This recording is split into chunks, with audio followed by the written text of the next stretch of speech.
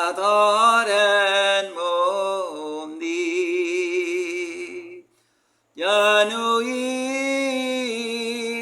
queta feci, et in aeternum permanet Virgo. Ora pro nobis Dominum Iesum Christum. Eructa vicor meum verbum bonum, dico ego opera mea Regi. Beata es Virgo Maria, quem Dominum portasti, creatorem mundi, januisti quita feci, et in aeternum permanet Virgo. Ora pro nobis Dominum Iesum Christum. In nomine Patris et Filii et Spiritus Sancti. Amen. Pater noster, qui es in cieli, sanctificetur nomen tuum, adveniat regnum tuum, fiat voluntas tua, sicut in cielo et in terra.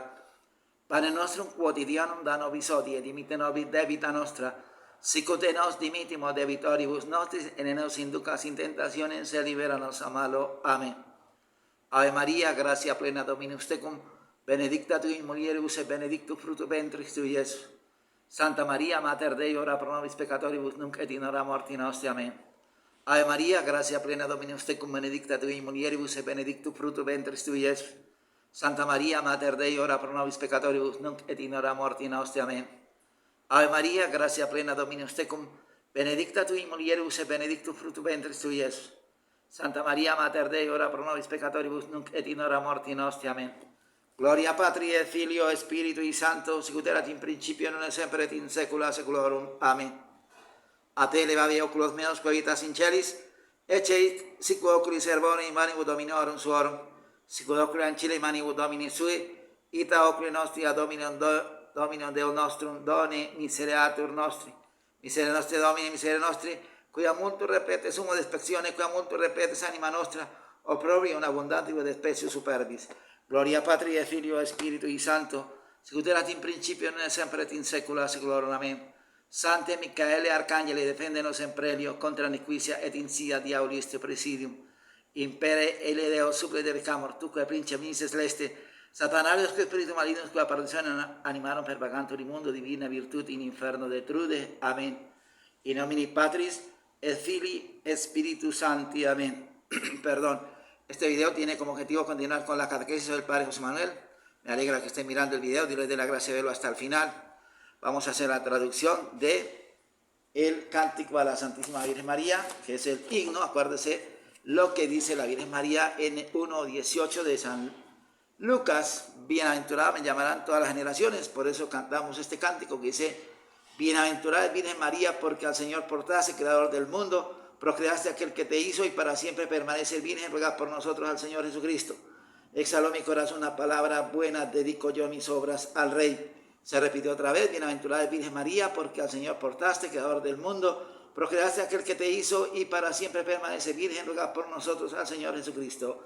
Exhaló mi corazón una palabra buena, dedico yo mis obras al Rey. Ese es el himno de la sección del catequesis, de la catequesis. Perdón. Recordemos también el Salmo 122, que es el gemido que debe salir de nuestra alma al ver nuestra madre, la iglesia, convertida en una caneca de putrefacción. Yo levanto a vos mis ojos A vos que habitas en los cielos, como los ojos de los siervos están fijos en las manos de sus señores, como los ojos de la esclava lo están en las de su señora, así están fijos nuestros ojos en el Señor, Dios nuestro, hasta que se apiade de nosotros. Piedad de nosotros, Señor, piedad de nosotros, que estamos ya muy llenos de oprobio, nuestra alma se abrevió ya con el exceso del desprecio de los ricos y la irrisión de los soberbios. Los soberbios, como les he dicho, es desde arriba, en Roma, en la serpiente del Vaticano, que hablan, toda esa gente habla como posesos, están poseídos del demonio y no hablan sino blasfemias y inmundicia, y la gente los sigue sin cuestionarse la más mínima, ni colocarse en el más mínimo interrogante. Recordemos también la primera carta de San Pablo a Timoteo en el capítulo 2, versículo 4, que dice que el Señor quiere que todos los hombres lleguen al conocimiento de la verdad para que se salven. Y ustedes saben que la verdad la dejó Cristo, que es Dios nuestro Señor, se lo dejó a la iglesia dentro de los dogmas, dentro de la moral y dentro del culto. Por eso tenemos que defender los dogmas, la teología dogmática, defender la moral, las costumbres, y defender el culto, el santo sacrificio de la misa, que es la renovación de la muerte de Cristo en la cruz. Hemos visto, el año pasado, vimos hasta el sexto mandamiento. Vamos a seguir con los mandamientos de la ley de Dios, continuar con esa serie, los mandamientos de la ley de Dios. Y bueno, pues ustedes saben que este es el tratado del padre Faría, curso superior de religión. Voy a hacer bastante, la gente dice que yo corro mucho y voy a correr más porque es que estamos realmente pues atrasados a ver cuándo terminamos con este tratado. Entonces pasamos al séptimo mandamiento de la ley de Dios, no hurtar. Hay un cuadro sinóptico que dice, primero, nociones, especie de injusticias, el robo, la injusticia, detención de lo ajeno, el daño injusto.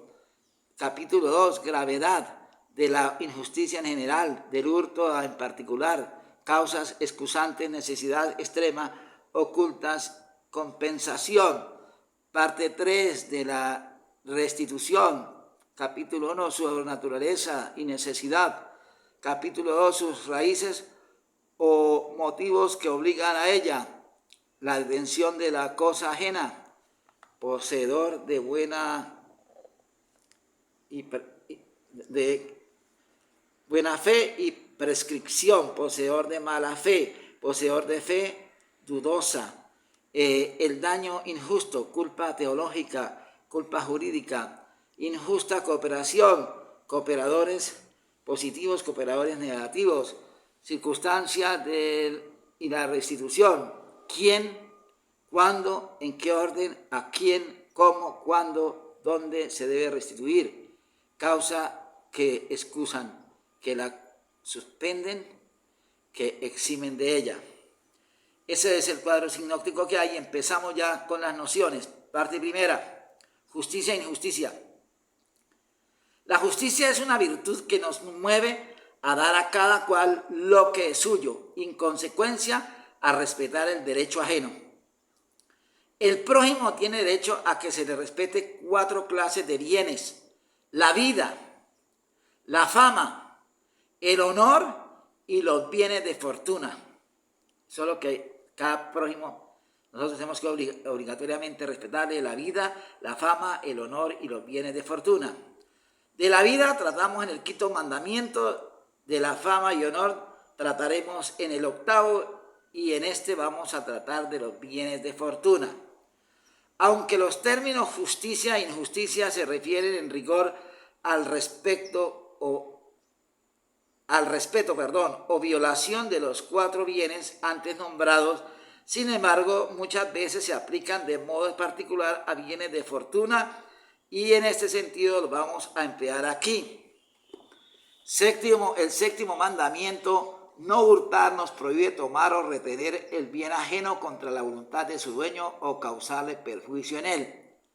Al estudiar las virtudes estudiamos la justicia y sus diversas especies. En el apéndice, después de los mandamientos, estudiaremos el derecho, o sea, la facultad de poseer o de exigir algo, que es precisamente el objeto de la justicia, lo que ésta debe respetar.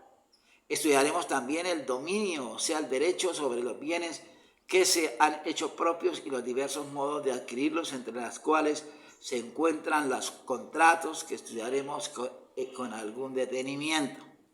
Vamos ahora a estudiar dos cosas de los diversos pecados que se cometen contra los bienes del prójimo y la obligación que impone la restitución. Y advertimos que la restitución solo tiene lugar cuando se viola un derecho estricto, o sea, la justicia conmutativa. Capítulo primero. Especies de injusticia. Robo, injusta detención, injusto daño.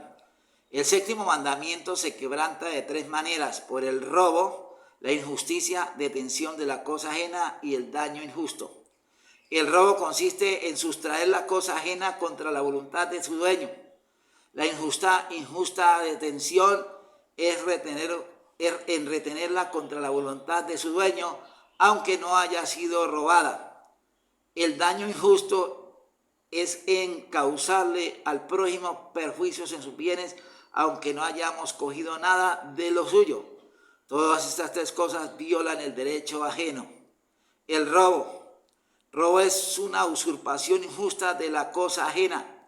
Injusta significa hecho contra la justa y razonable voluntad del dueño, porque si hay motivo para suponer que el dueño no la tome a mal, no hay robo.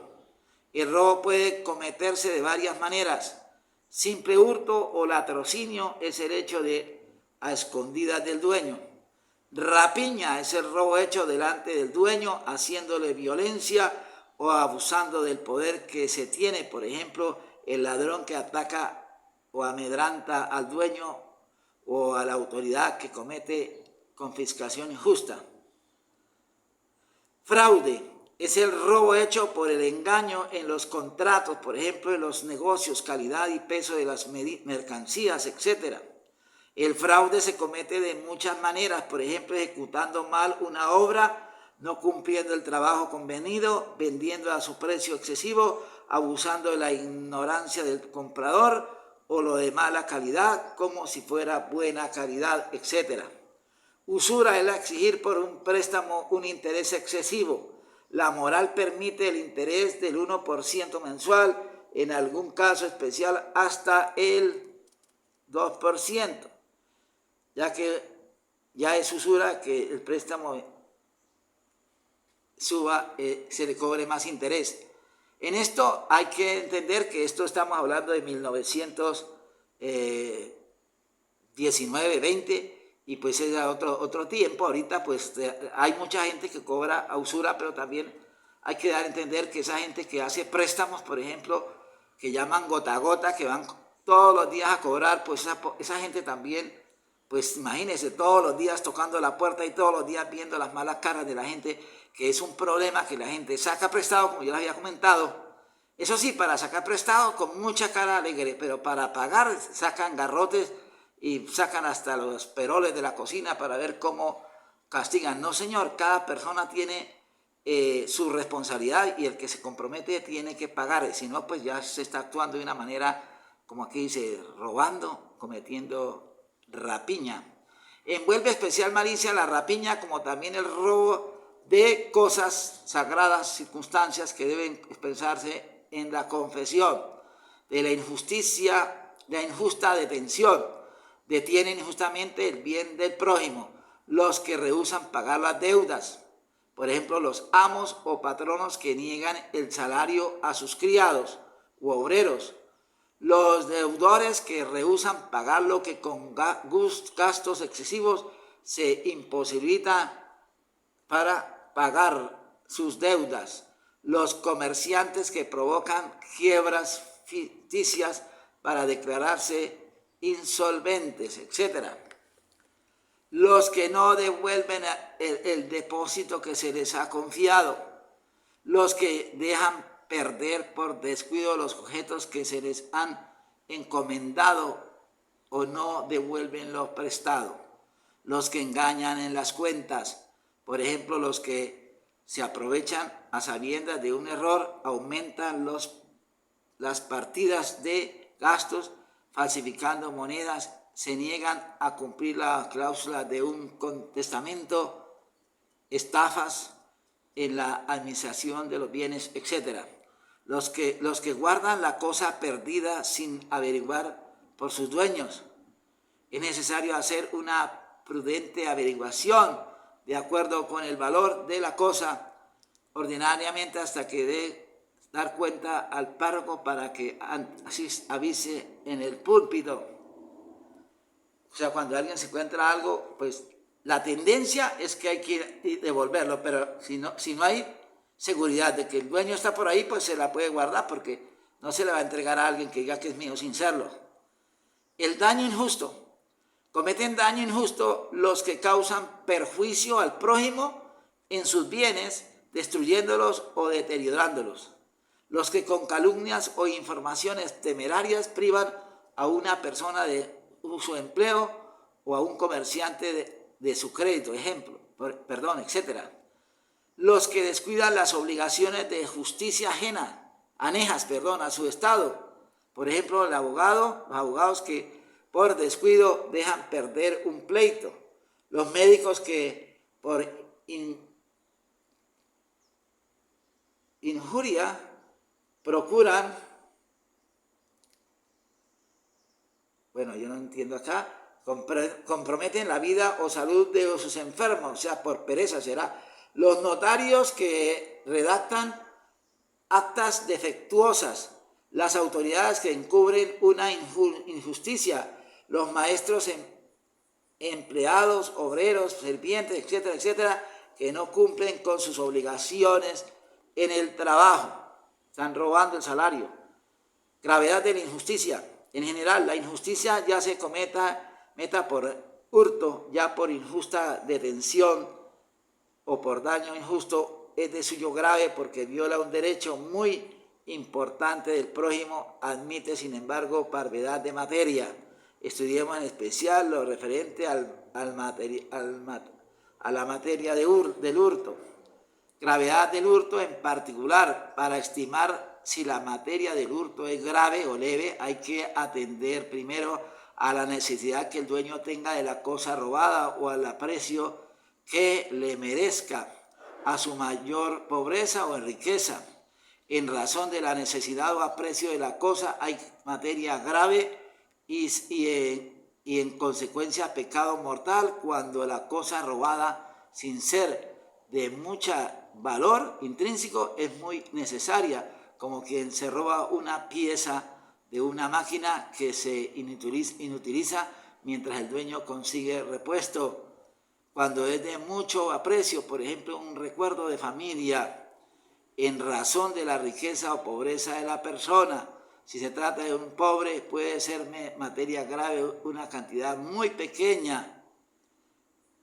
Si se trata de trabajadores, empleados, etc., puede fijarse como regla que es grave el hurto de lo que gana en un día. En materia de justicia, la cantidad debe estimarse no estrictamente, sino moralmente. Esto es más o menos la cantidad señalada. Igualmente hay que tener en cuenta no solo el sueldo, sino también las mayores o menores necesidades o gastos de la persona. Así puede ser más grave robar un día de salario a un padre de familia que robarle a un soltero que no tiene hijos. Cuando se trata de personas pudientes y son acomodadas, es materia grave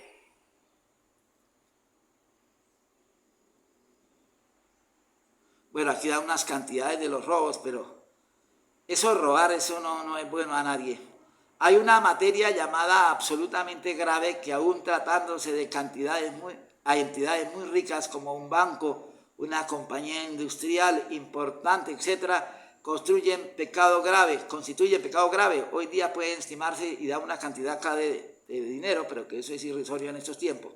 Es de advertir que estas cantidades fluctúan con el valor de la moneda, que si las señaladas son bastante elevadas en comparación de lo que se señala antes. En los hurtos cometidos por los hijos de familia, para que haya cantidad grave se requiere que sean 2 veces mayor que para los extraños. En los hurtos cometidos por la esposa se requiere una cantidad aún mayor, en especial cuando lo robado se gasta en utilidad de la familia. O sea, cuando la esposa toma una cantidad de dinero, si es para la utilidad de la familia, yo no creo que sea robar. Eso es, pues sí es para, pero ya si lo usa es para otra cosa, o para dárselo por allá de pronto a otro novio, pues está más que perdida. En uno y otro caso, la materia es relativa a la riqueza del padre o del cónyuge. También es de advertir que si la esposa emplea el dinero en gastos necesarios del lugar, por ejemplo, porque el esposo se niega a suministrarlo o se molesta porque le piden, no hay robo en esto. En los hurtos cometidos por los criados, si se trata de comestibles, hay pecado venial, a menos que lo hagan en cantidad, al no ser que sea cantidad extraordinariamente grande. Si de dinero u otros objetos se equiparan a los extraños. Hurtos, o sea, si se roban dinero de la casa donde trabajan o aparatos, cosas así, son como si fueran extraños y por lo tanto es como si fuera rapiña, robo. Hurtos sucesivos. Varios hurtos sucesivos leves pueden llegar a constituir un grave pecado. Esto de tres maneras: por intención, cuando la persona que roba tiene intención de seguir robando hasta llegar a materia grave, esto aunque los robos estén separados por intervalos largos hasta de 2 meses, porque la intención los une. Por común acuerdo, cuando varios se ponen de acuerdo para robar cosas que reunidas forman materia grave. La razón es que el común acuerdo hace a cada uno responsable del robo total.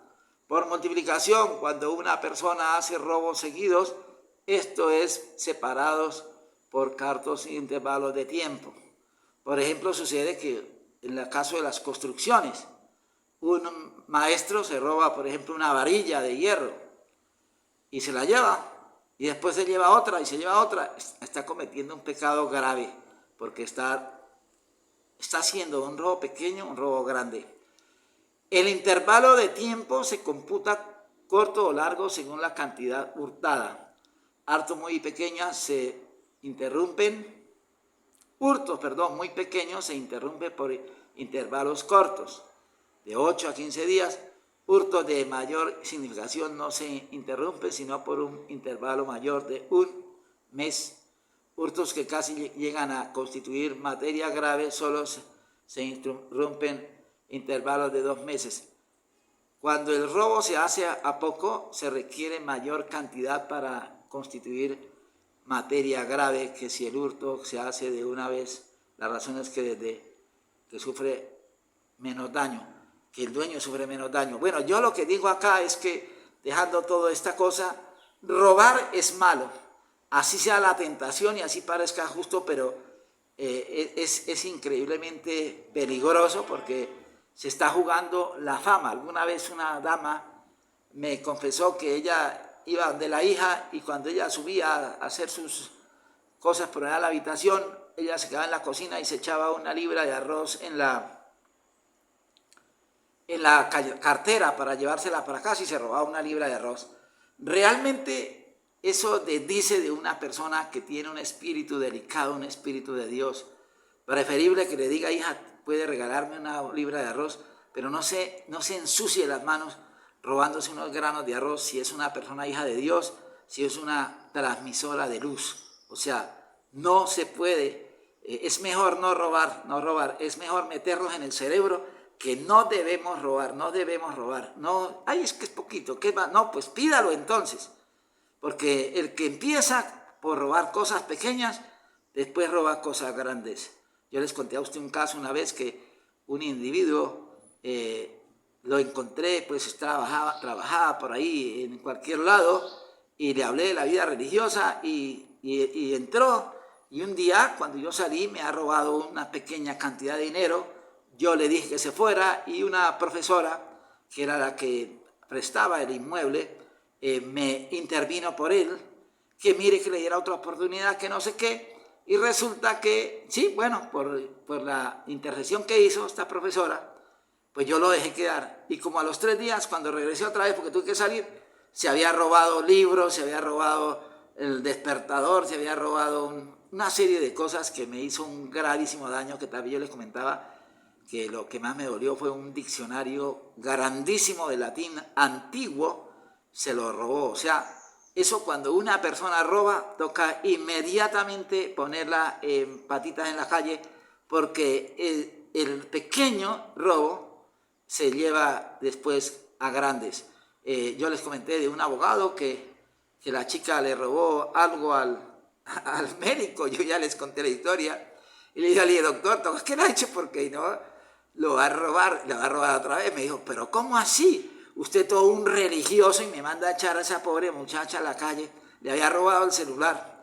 Entonces, entonces le dije yo no sé, yo cumplo con decirle, y al cabo de como 2 meses, estaba casi llorando cuando lo encuentro, me dice que la muchacha se había traído una camioneta y se había llevado los computadores y un no sé qué, un horno por allá, yo no sé qué otros trastes de la casa. Y yo le dije, yo le dije a usted que la echara, usted no hizo caso, ya no se ponga a llorar. O sea, cuando se roba, al menor robo hay que dispensar a esa persona, porque esa persona se va a robar a otras cosas más grandes. Por lo tanto, nosotros tenemos que, nosotros mismos también hacernos ese propósito de no robar absolutamente nada. No robar, al no ser que, por ejemplo, sea, por ejemplo, un libro, un catecismo, por ejemplo, que lo vean en una casa botado, catecismo bueno, antiguo, y que sirva. Yo en ese caso soy muy flexible, yo digo, pues si hay que recuperar el libro para defender la fe, pues cójalo y vaya, póngalo en práctica. Pero esos son casos muy aislados, ¿no? Seguimos, causas excusantes del robo. Son 2, la necesidad extrema y la oculta compensación. Necesidad extrema. El que está en necesidad extrema, esto es el que está en peligro de perder la vida de un gravísimo mal, puede tomar de los bienes del prójimo lo necesario para solventar su necesidad. Pero ¿por qué no pide? Por ejemplo, el que se está muriendo de hambre puede quitar lo necesario para reparar sus fuerzas. Lo mismo el que esté en necesidad casi extrema, por ejemplo, el que no tenga que comer en el día.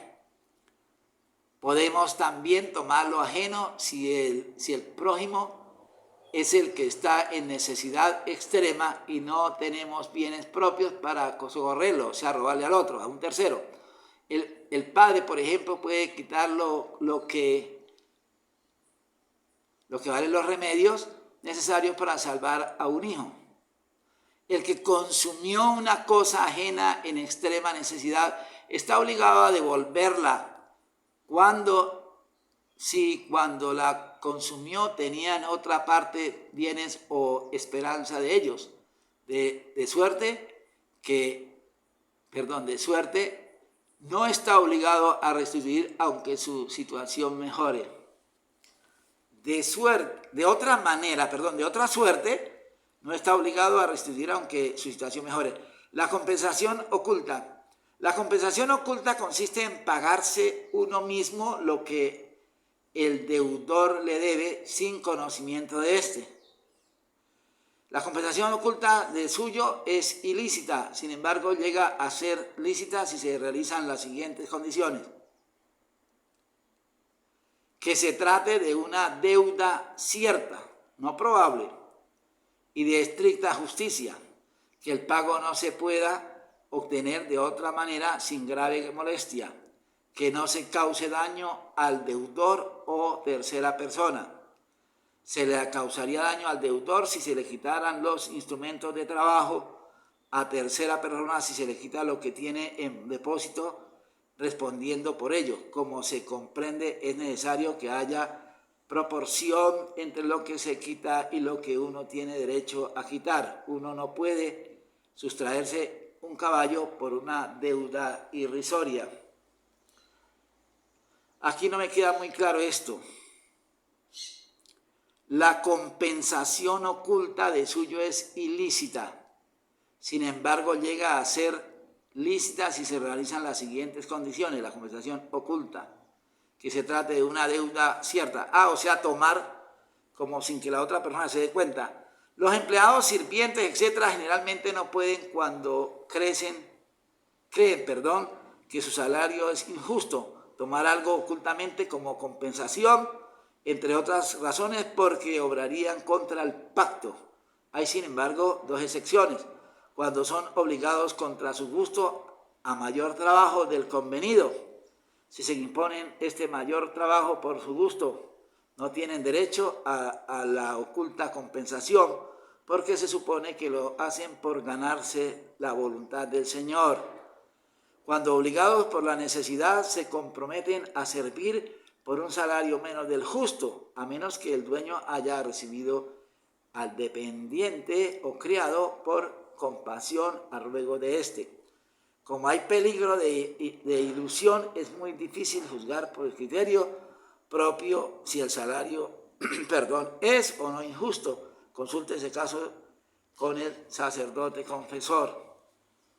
Yo creo que vamos a dejar aquí esto porque está bastante largo, y si Dios nos da vida, pues seguiremos en el siguiente capítulo. Es un poco denso, pero es bueno repasar esto para tener claro, y como lo que les digo, lo importante es meternos en el cerebro que no debemos robar, a no ser, como les digo, como una cosa, por ejemplo, y les digo el caso, cuando yo estuve en un seminario de la religión global, todos los libros tradicionales estaban botados, nadie los consultaba, y pues ¿qué hacía yo? Todas las semanas, cuando sacaba la ropa para llevarla a lavar, pues yo echaba mis 3, 4 libros, y a veces el portero se quedaba como espantado mirándome ver semejante petaca toda llena.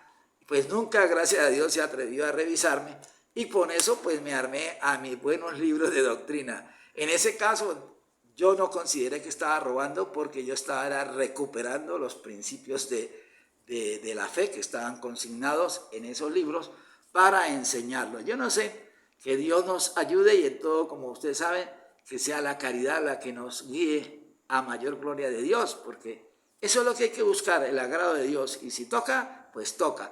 Adiutorio nostro in nomine Domini, qui feci cielo et terra, Domine vobiscone con Spiritu tuo, benedicamus Domino Deo gratia.